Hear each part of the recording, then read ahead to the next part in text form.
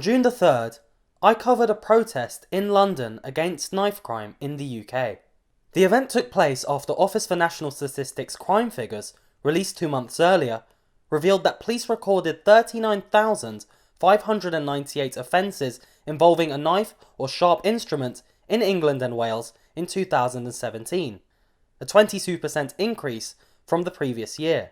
The protest was organised by Anti-Knife UK, a non-profit organisation founded in 2008 and led by activist Danny O'Brien, a man who won a British Citizen Award in 2015 for his campaigning against knife crime. The final catalyst which prompted him to actively attempt to combat knife crime was 16-year-old student Ben Kinsella being stabbed to death in the London borough of Islington while out celebrating the end of his GCSEs in 2008. While covering the protest, I interviewed Danny O'Brien. What, if anything, does Anti-Knife UK want to see in terms of government policy? We just want to see the government actually doing something rather than just talk. You know, we've had lip service since 2005 from every government. We want to see a government now that actually sees what the problem is and acts on it rather than just talks in private and then goes on to other subjects. So, you know, we'd like to see life skills in schools, because a lot of kids leave school and they can do that, you know, they can do maybe their maths and their English, but they don't understand life itself. They don't know how to get a mortgage, they don't know how to do, and skills like drugs, knife crime, it should all be part of that package.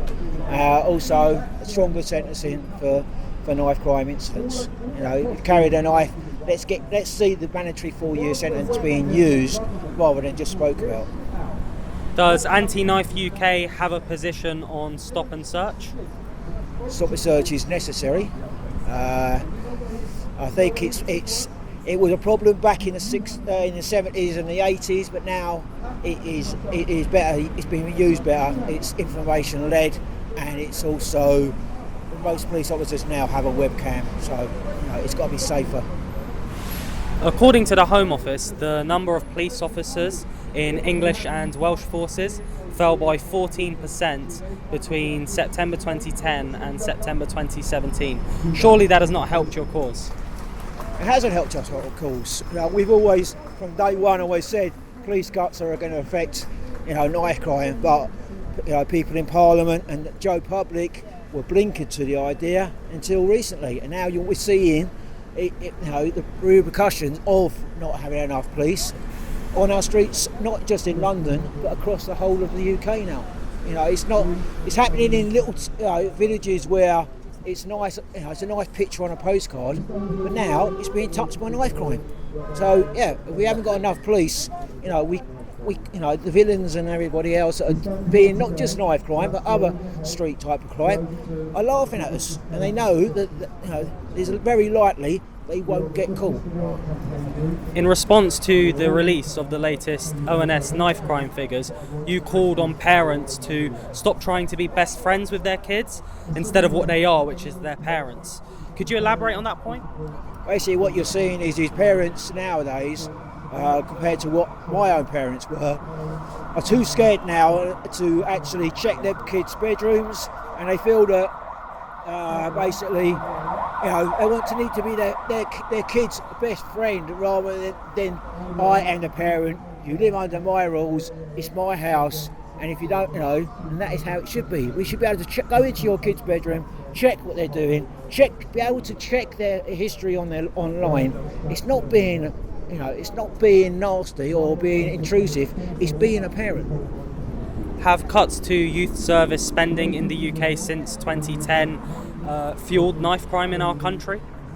I'd say that the cut in youth clubs and all that hasn't helped, but you know, the youth clubs of today are not the youth clubs of the years gone by.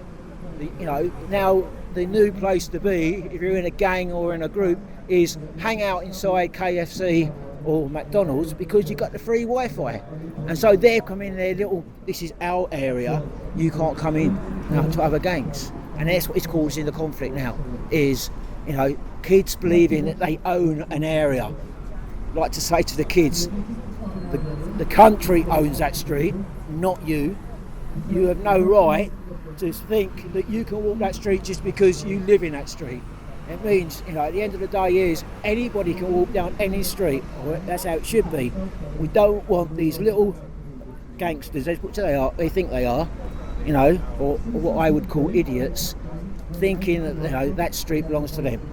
Unless they actually go out and spend a couple of $100,000 and buy that street.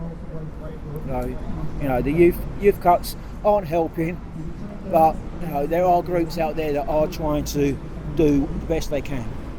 During the protest, pairs of shoes were laid out next to each other on the ground by protesters in memory of people who lost their lives to knife crime. On behalf of the protesters present, Labour MP for Leicester East, Keith Vaz, tried to hand in a petition at the door of 10 Downing Street calling for tougher sentences for knife crimes. Officers are saying that they've been told that they want the petition handed over here at the gates rather than at the door. So we're just trying to see if we can get to the door, because it's obviously nice to have the number 10 thing at the back. Yeah. But we're sure it'll get to the Prime Minister, so it's just where it is. Security has become really, really tight. I know. In the old days when I was first elected, you could just walk up and walk back. Now you've got the gates where Mrs. Thatcher was elected, and then you've got obviously a lot of security because she is the Prime Minister, though she's not there. So she's in her, I think she's away actually. She's at a summit meeting. But Brexit. we won't ask whether you voted for Brexit.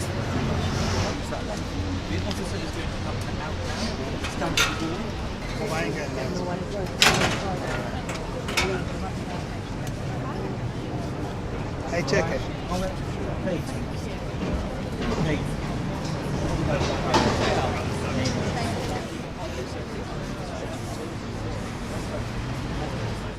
Eventually, the Labour politician did manage to get the petition to the door. Throughout the day, I both spoke to and observed speeches by people in attendance in support of the protest.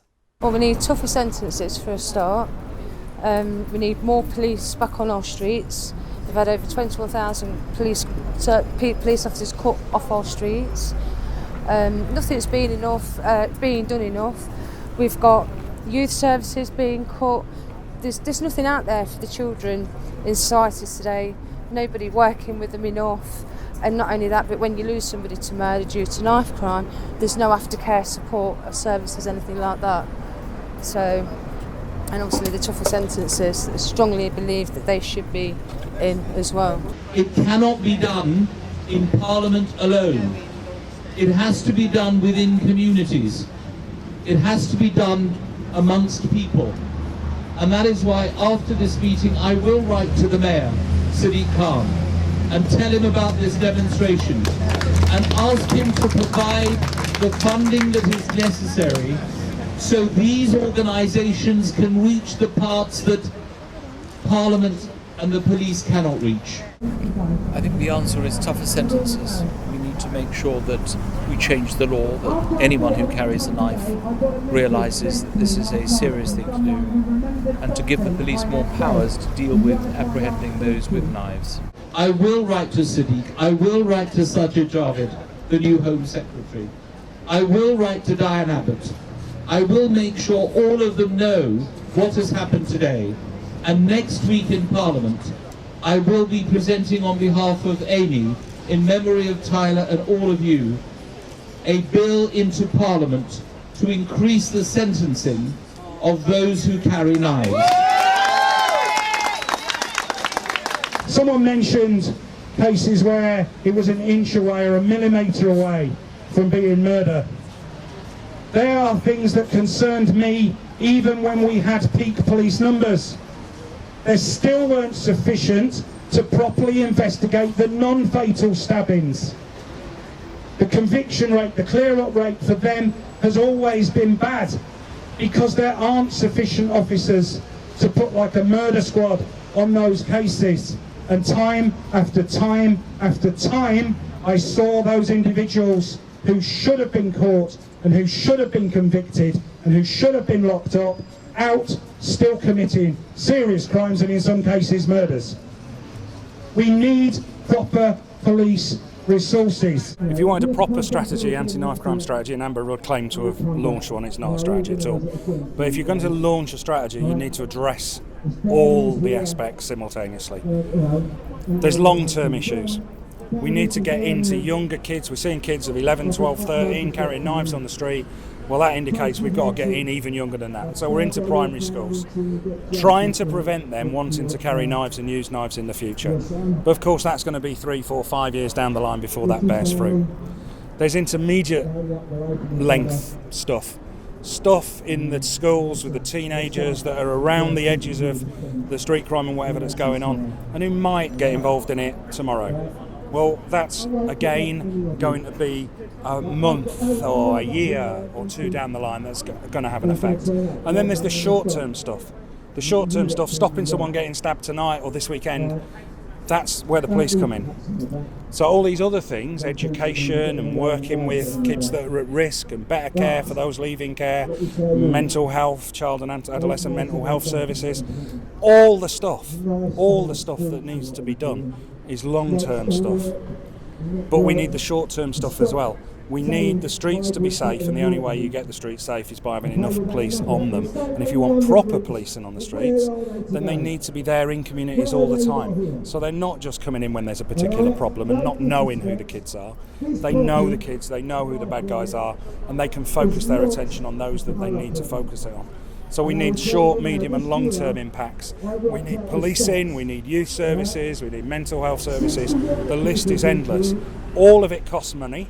And unfortunately, across the road in Downing Street, you've got Theresa May that will not spend money on anything to do with this.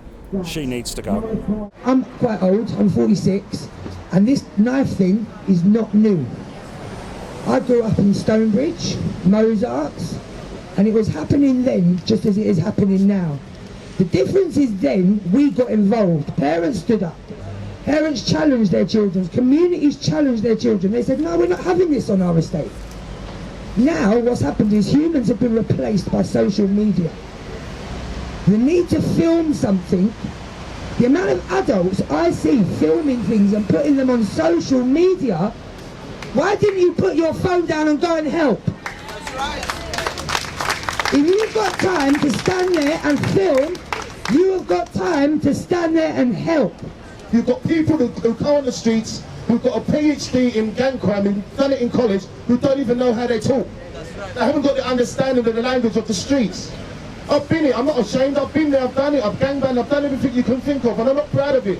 But I can relate to the kids, and I can tell them there's a better way of life, there's a better way to make money. You've got ideas of making money. You can be a stock exchange. You know how to do business, you know how to sell drugs, so you can sell stock exchange.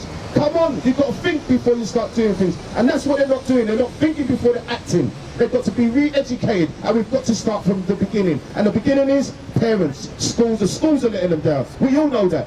First of all, we need to go back to basics, teach awareness in schools. We know we've got it around a few schools, but it needs to be worldwide, countrywide, sorry.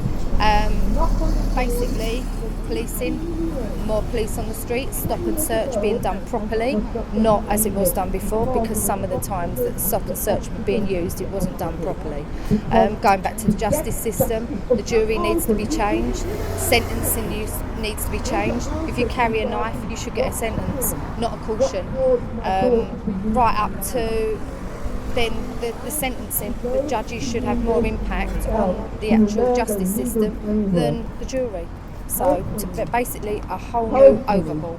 More money should be ploughed into every single aspect of what I've just said. At the end of the day, we're here, take a good look around. Everybody look at each other. Different nationalities, different religions, different colour skin, but we all feel the same pain. It's not race related. Today we are here as one, and we are here to pay respect to our fallen angels. This country needs to get off its backside, put its money where its mouth is. That is why we are here. I am sick to death of listening to fake promises. masses. I think to combat knife and gun crime in the UK, you have to start looking at what fuels knife and gun crime. You have to start looking at the behaviour behind young people nowadays and what makes somebody believe that they need to carry a knife and ultimately use a knife. So there's a lot of work that needs to be done in the background, because what we're looking at and what we're here looking at today is the effect of it. We're looking at this is what carrying a knife causes. It causes families to lose loved ones. It causes young people to end up in prison. But what kind of education are we giving children to help them make more informed decisions? And for me personally, I think it's all about education. I talk about it all the time. If you give a child the right education about anything, they will act and think differently. Another aspect is the music.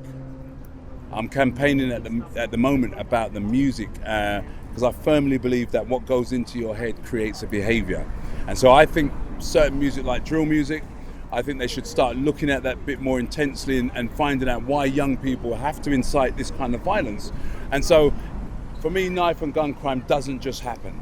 It's something that has been created. It may be 2 years down the line, you've been carrying a knife for 2 years. It may be that you've just been involved in an incident and you react using a knife. But knife and gun crime does not just happen.